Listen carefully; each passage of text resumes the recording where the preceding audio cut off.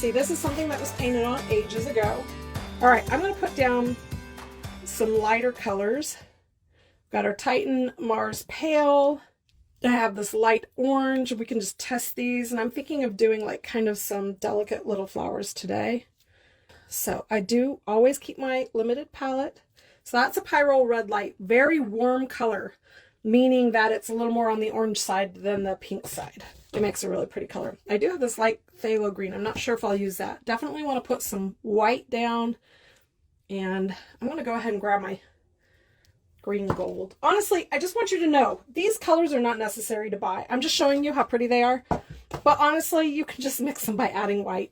If you want a shortcut and you use this color all the time, then go for it. But otherwise, I would say don't spend your money on extra paint when you can just mix white. And in fact, I'll show you, just want to show you. There's the white. Oops, hang on, I need water. All right, so just add more white. More.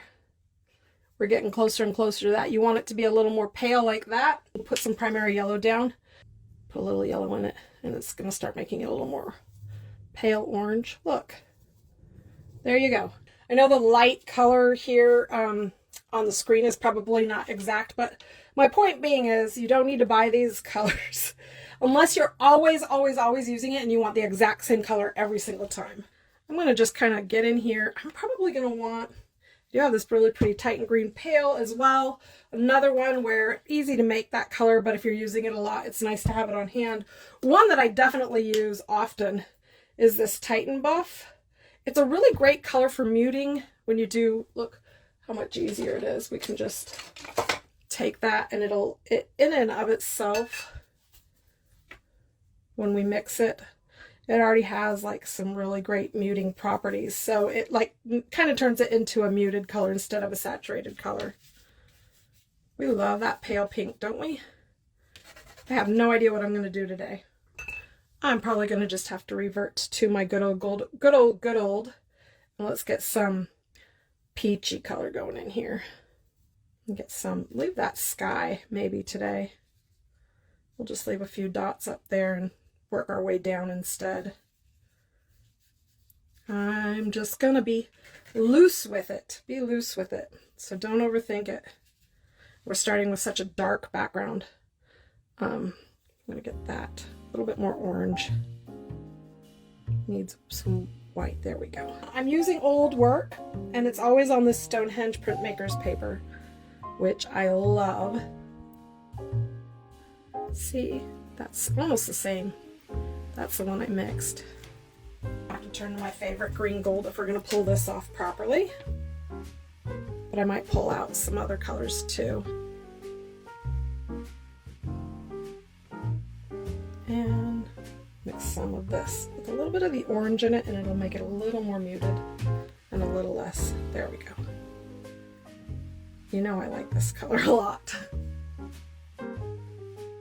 So I'm just adding in really light color right now.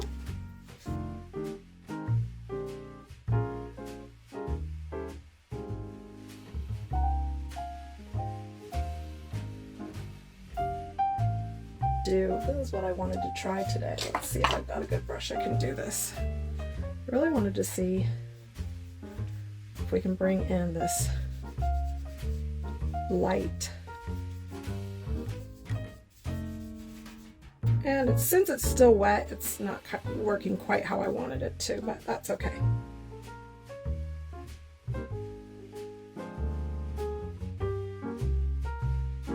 We want a little more pink going on.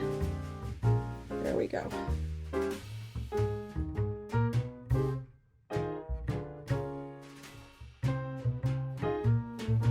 And I am using a dirty brush because that mixed in, that green mixed in, makes really pretty pale peach.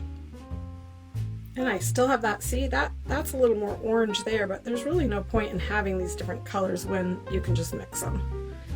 So now what I want to do, I am going to drop a little bit of this green phthalo because I want to just see what happens if we bring this into the mix. It's like the pop of color, and I might mix it with the green as well.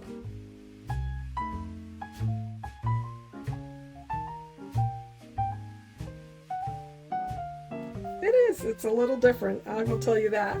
There we go. Get in there with that pale color, that pale turquoise. There's a lot of texture on this paper from what was underneath, but I think we needed that light to come in.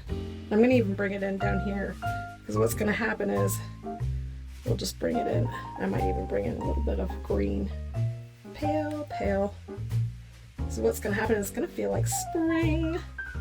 It is very light and bright compared to what I would normally use, but I like it.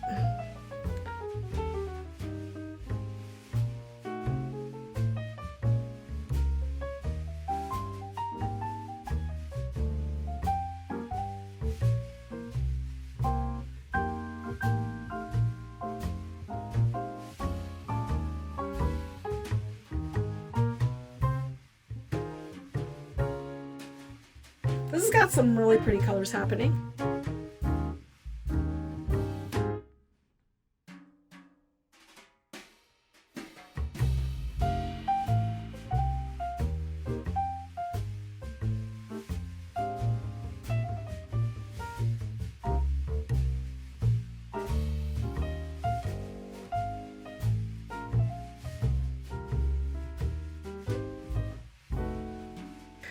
Now I'm going to mix some more white with it. Actually, this is pretty good too. Yeah, this is kind of coming along. I really enjoy that. That pop of color really worked out. So I'm going to just keep going with it and allowing these little delicate, like spring-like marks. Do you see how they're just like really little light textures? And I want to get in here with some white. And this right here could be the key. I'm not taking advantage of the pre-mixed colors as much as I probably should. But see, I'm so used to mixing that I don't even instinctively, I buy these colors, I don't even instinctively use them even when they're on my palette. I do sometimes use this one though when I'm working on big abstract paintings, because I really like this kind of like muddy pale pink, which is kind of, you know, some people call millennial pink. There we go. I just wanted that dark to come through the center. Wonder if I could do that again. Huh. That was interesting. So this is the experimentation. I'm just scratching back whatever's there. This one may require some oil pastels today. What do you think? We need something down here. So this is different from my other ones because it's got a softer, gentler feel. Definitely playful spring feeling. But the point being is depending on the color palette you use and depending on the marks that you make, you're going to end up with something completely different each time. All right, so I'm going to go back in a little bit more of that pale teal color and just give some pops. I don't want it to be polka dot, so I'm being careful not to like fill up the whole space with the samey look. I do prefer square and not round brushes, but that's my choice. That also comes back to what do you like to do. So when you're talking about which paints you want to use, which brushes you want to use, which marks you want to make, it's experimentation that will make a difference in how it looks to you. I'm coming in with some white to make this really light out here. Almost like a bright day shining down on our little spring flowers or spring blossoms. I like that. So I am going to go ahead and get out my oil pastels now because this is looking pretty fun. And we want to make a few little marks. I think we'll play with the red just a little bit. And there should be some pale ones. Oh, here we go. Some pale colors.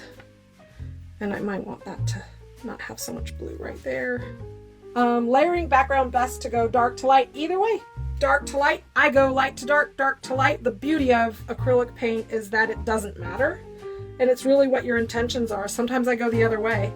The key though is the layering. I will say if you want an abstract look and you want something to kind of like have some interest and depth, there is something really nice about this layering and adding.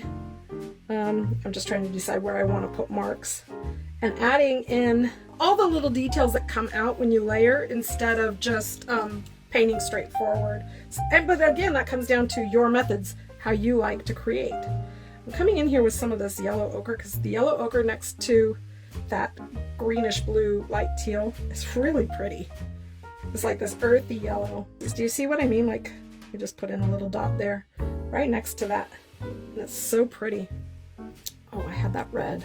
Yes. As if I want a little bit of marks. See how that little line kind of just gives it some extra unexpected character? And I may need like another little something there. And then bring something down here. So our eyes kind of pulling around without it being overwhelming. This one turned out really cute. I wasn't sure if I was going to be able to pull it off there when I started because I was like, oh, I'm out of my comfort zone with colors. That's what we have to do. Okay, now here's the fun. I've got that. There we go. So just a little bit darker. We're going to put in some of this really beautiful teal color. I don't want to do too much because then if you do too much, like I said, it'll start looking polka dotty and we don't want that. So I'm just trying to get just the right amount. Probably stop right there. I'm allowing to have more down here just because, you know, that'll concentrate the color there.